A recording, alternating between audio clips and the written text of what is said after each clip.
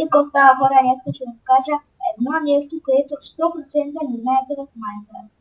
И нека да започваме. Първо се избирате някакво блокче. Примерно аз си избрах столно, както имате вие така, и почваме. Строите една част на дърво, колкото си искаме. Примерно аз искам толкова. После правите така, така, така и така.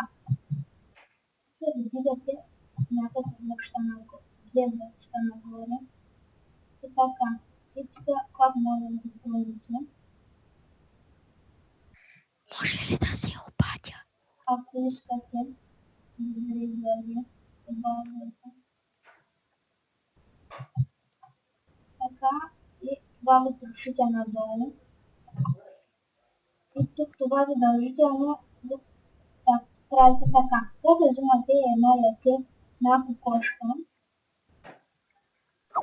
и правите ето така.